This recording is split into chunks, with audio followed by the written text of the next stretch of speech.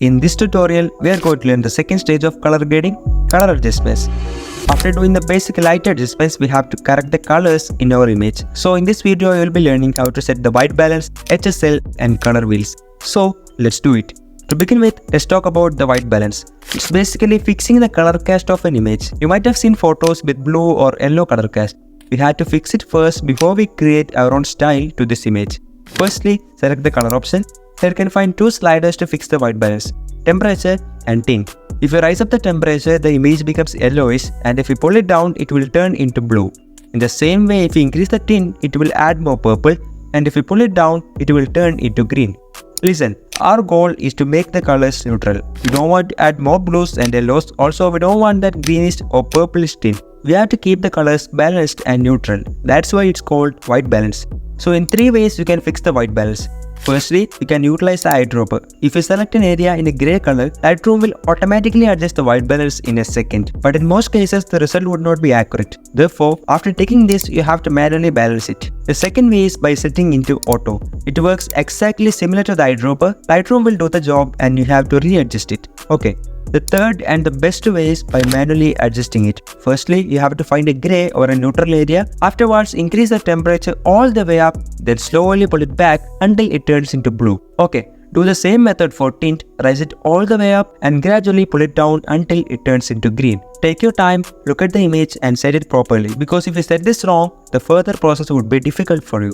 Alright, here's before and this is after. Okay, next we have to set up the vibrance and saturation. These sliders are used to add or reduce saturation. These two works exactly the same, but there is a slight difference.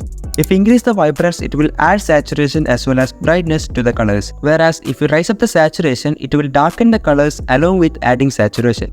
Fine. Like I said in the previous video, we can add saturation either using the RGB curves or using these sliders. And note that you don't even need to do this if the image is already saturated. Adding contrast will also add saturation. Keep that in mind and don't overdo it anything. Alright, next let's jump into the HSL or mix panel. HSL stands for hue, saturation and luminance. From here, we can able to adjust the HSL of each colors in this image. I always start with the magenta and I would completely desaturate them. Actually, we don't need to touch that because there's no magenta and purple in this image. So you can leave that as it is. Then I would neutralize the hue and saturation of all the remaining colors. Okay, done. After neutralizing these colors, let's move on to the color grading panel to create our own style to this image. Here you can find total of 4 wheels. This is for shadows, this is for midtones and this is for highlights. And this fourth one is for global adjustments. Alright, let's break down each of these things one by one. By using these wheels, you can able to add colors into the shadows, midtones and highlight portions of this image. On top of that, you can control the hue, saturation as well as luminance of that color. Let's see how it works. You can set up this in two ways. Either you can play around inside this wheel or you can manually set up this using these sliders. I prefer doing with these sliders. I usually start by adding nice blues into the shadows. Mostly it would be in between 220 and 240.